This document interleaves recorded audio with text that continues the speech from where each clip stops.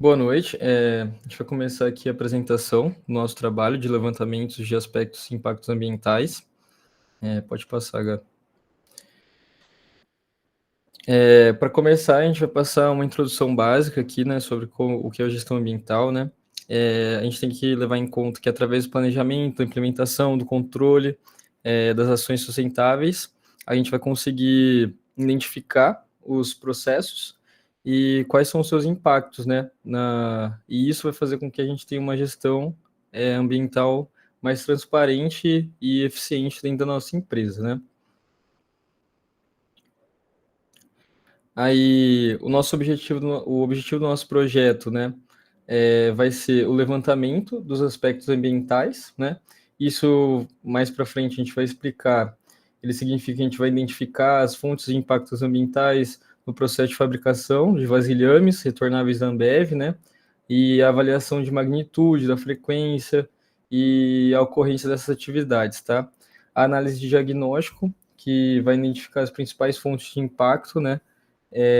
Como o consumo do consumidor, o consumo de recursos, na verdade, a geração de resíduos e outras coisas. A proposta é medidas de melhorias, que vai ser o desenvolvimento de ações para minimizar ou eliminar os impactos que a gente identificar, e o alcance sustentável, o alcance da sustentabilidade, na verdade, que vai ser o objetivo final, que é garantir a sustentabilidade no processo inteiro de fabricação. Aí aqui eu passei uma breve textinho aqui sobre o que é a Ambev, né? Ela é reconhecida como uma das maiores empresas de bebidas globalmente. Ela foi originada sobre uma fusão de duas empresas e ela tem um compromisso com a transparência e excelência na operação, né? Então eles se preocupam bastante com a gestão ambiental dentro da empresa para que eles tenham um processo mais sustentável, tá? No geral, a nossa metodologia de pesquisa, certo? Ela foi focada em identificar as atividades do processo, a coleta de informações, né, que a gente acabou fazendo algumas entrevistas, conversando com o pessoal dentro da empresa, e a identificação dos aspectos ambientais dentro do processo de fabricação e a análise desses impactos que a gente fez através dos levantamentos. Aí, o nosso tópico principal aqui vai ser o processo de fabricação de vasilhames retornáveis, né? E por que a gente escolheu isso? Porque dentro do departamento de produção ele acaba envolvendo várias atividades que podem gerar impactos ambientais e significativos, né? Por isso é importante a gente usar o Laia para ter uma noção de como essa área consegue reutilizar as embalagens, como a logística vai trabalhar em cima disso para ter um processo mais transparente e sustentável. Então, pessoal, para a gente conseguir levantar esses dados e poder analisar esse processo dos vasilhames, a gente fez, conforme falado com o Gustavo, né? A gente fez umas entrevistas.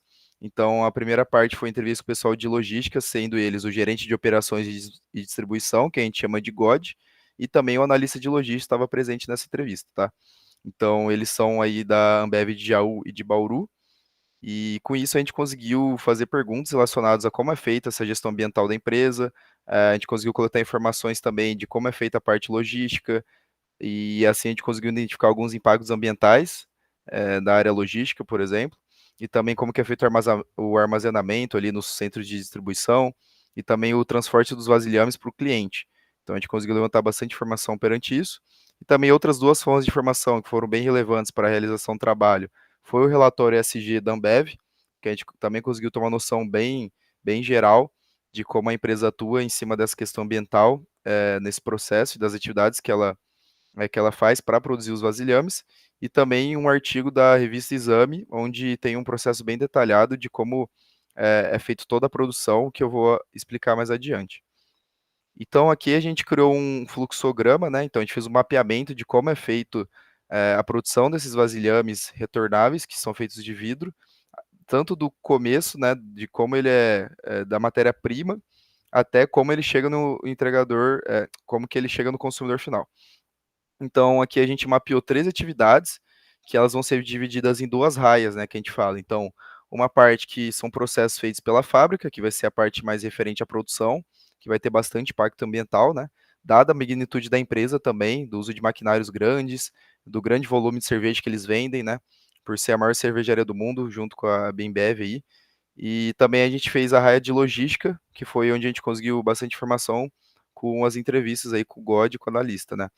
Que é o transporte, a separação dos produtos e a recolha desses retornáveis também com o cliente final. Então, a gente vai falar um pouco mais sobre essas atividades para entender como esse processo é feito e poder identificar alguns impactos ambientais e aspectos ambientais de cada processo. Então, de começo, né, como que é feito esses vasilhames para a gente conseguir compreender todos os impactos. A primeira etapa é o uso de cacos de vidro, ou seja, a matéria-prima ela vai ser limpa ali, que seriam os vidros já utilizados, porque eles são reutilizáveis. Então, a gente retira os resíduos metálicos com um ímã e também a gente consegue criar uma padronização ali dos vidros por meio de um britador, que é uma máquina utilizada aí na indústria. Depois é feito com esses cacos de vidro uma fusão através de um forno, então um forno com uma temperatura bem elevada, e todo esse vidro sólido, né, que é a matéria-prima, ela vai ser transformado num líquido que a gente chama de gota. Então, só para você ter uma noção, né, um forno desse é capaz de derreter de 750 toneladas de vidro aí, caco de vidro por dia. Então, só para a gente ter uma noção, né, há muito consumo de energia e também de emissões atmosféricas, né, CO2, entre outros, por parte dessa etapa aqui da fusão dos cacos de vidro. Então, é algo que chamou bastante atenção da gente, que é um ponto de atenção também para o nosso trabalho. Então, depois disso, a moldagem do vidro líquido, ou seja, colocado no molde para ficar exatamente o molde da garrafa, né, onde vai ser envasado futuramente, e vai ter o formato final ali da garrafa. Aí uma outra etapa que chamou bastante atenção no nosso trabalho para a gente identificar aí melhorias foi a coloração das garrafas. Então a gente sabe daquela cor característica, né, das garrafas, que é meio âmbar, é meio marrom ali, principalmente dos retornáveis de vidro, porque as long necks são mais transparentes. Só que para ter essa cor âmbar, né, nessas garrafas RGB, que são os retornáveis que a gente chama, é utilizado corantes, né? Então imagina só a quantidade de corantes que não é utilizado, dado o tamanho da cervejaria e o tanto de cerveja retornável que a empresa possui hoje, né? E então essa etapa de coloração das garrafas tem que ter muita atenção ao uso dos produtos químicos, que seria o corante, e também a geração de resíduos químicos, né, que podem acabar poluindo aí rios, entre outros. Então, depois dessa coloração, é feito o recozimento das garrafas para tornar mais resistente, porque é uma característica muito grande dessas garrafas retornáveis, que é muito legal ambientalmente falando, é justamente essa resistência que as garrafas possuem. Então, uma mesma garrafa, seja litrão, 600 ml ou 300 ml, ela pode ser utilizada mais de 20 vezes. Então, você não tem o descarte, né? Então, você utiliza 20 vezes ou mais para poder ter o descarte. Então, hoje aqui em Bauru a gente tem bares aí, garrafas que são datadas de 1999, né? Até antes. Então, garrafas que já têm mais de 25 anos aí continuam sendo utilizadas. Então, elas só são limpas pela fábrica, né? Então, é lavado lá com água, etc. E elas já são botadas com líquido e devolve para o cliente de novo, né? Então, é um processo bastante interessante também por essa resistência das garrafas que é feito nas partes do recozimento e que ajuda bastante o meio ambiente, né? Depois disso, a gente tem o resfriamento e inspeção das garrafas. Então, esse vapor da água que é utilizado para fazer o resfriamento, né, que já que estava no forno, vai garantir que o vidro vai ficar liso, que não vai ter nenhuma rachadura, algum problema que vai fazer com que quebre as garrafas no transporte. E também vai ter uma inspeção após isso, que vai checar a qualidade dos vasilhames, e caso não tiver ok, vai voltar aos processos para que mantenha a qualidade, né, das garrafas. E uma das últimas etapas é o invase, onde finalmente, né, o líquido vai entrar dentro da garrafa retornável. E os principais aí que a gente faz retornável é o Skol, Brahma, Antártica Original. E por fim, é o transporte, que aí vai envolver bastante a logística, né, como comentado, também chamou bastante atenção, já que são muitos caminhões, né, então são aproximadamente 50 caminhões para mais aí, só em Jaú e Bauru para fazer o transporte dessas bebidas aos clientes. E isso emite bastante, né, gás de efeito estufa e ruídos também, poluição sonora. Então, esse transporte é bastante relevante para analisar os processos. Perfeito. Aproveitando aqui o gancho do Gabriel, a gente estava falando aqui dos aspectos ambientais e dos processos de forma geral. a gente precisa definir alguns critérios de significância para poder avaliar se eles têm um impacto ambiental alto, médio ou baixo. E, com isso em mente, nosso grupo trouxe aqui 4 aspectos que a gente utilizou para avaliar esses critérios. Então, a magnitude, que nada mais é do que a extensão do impacto ambiental, que é causado por um determinado aspecto. A probabilidade, que é a probabilidade que esse aspecto ambiental pode acontecer e causar danos ao meio ambiente. A frequência, que é a taxa de ocorrência que isso vai acontecer nas operações da empresa, e a repercussão, que ela vai avaliar quanto que isso pode danificar a relação da empresa com os investidores, quanto que isso pode prejudicar a relação com os stakeholders e, de forma geral, também pode causar multas ou taxações, coisas do gênero. Além disso, para poder utilizar depois uma matriz, a gente teve que avaliar quais que são os níveis que cada critério pode ter. Então, a magnitude, ela pode ser baixa, média ou alta. A probabilidade também, baixa, média ou alta. E a frequência, aqui já não pode ser baixa, média ou alta, a gente classificou como rara, ocasional ou frequente. Pode passar. Com isso em mente, a gente montou uma matriz de avaliação. Então, na nossa matriz, a gente levanta o aspecto ambiental, como exemplo, o consumo de água. A gente avalia o impacto ambiental que ele pode causar, que é o esgotamento de recursos hídricos, e depois a gente utiliza os nossos 4 critérios para avaliar qual que é o impacto total, e aí no resultado a gente avalia se isso é algo desprezível, muito significante ou significante. Aqui embaixo tem uma categoria dos resultados, né? De forma geral, o desprezível é o impacto baixo, o significante é o impacto relevante, e o muito significante é o impacto crítico, que deve ser avaliado com mais atenção, né? Deve ser priorizado. Pode passar. Aí, com isso em mente, para agora pensar em soluções e em possíveis propostas, a gente realizou a definição dos controles e estratégias de mitigação dos impactos negativos. E o nosso grupo realizou isso por meio de 3 etapas. Primeiro, foi realizada uma análise dos aspectos e impactos ambientais, que foi bastante abordado aqui pelo Gabriel. Então, foi feita uma revisão dos resultados dos levantamentos e a gente identificou alguns aspectos que podem ser significativos ou não. Em seguida, a gente fez uma identificação de controles e estratégias potenciais. Então, a gente viu na parte dos controles operacionais e estratégia de mitigação o que podia ser implementado para reduzir ou não esses impactos negativos. E, por fim, foi mais uma discussão em grupo para avaliar se isso é viável ou não, se isso realmente pode ser implementado, ou se é uma complicação muito grande para a empresa se focar. Mas isso aí a gente vai tratar com mais detalhes agora na parte do Fábio de práticas.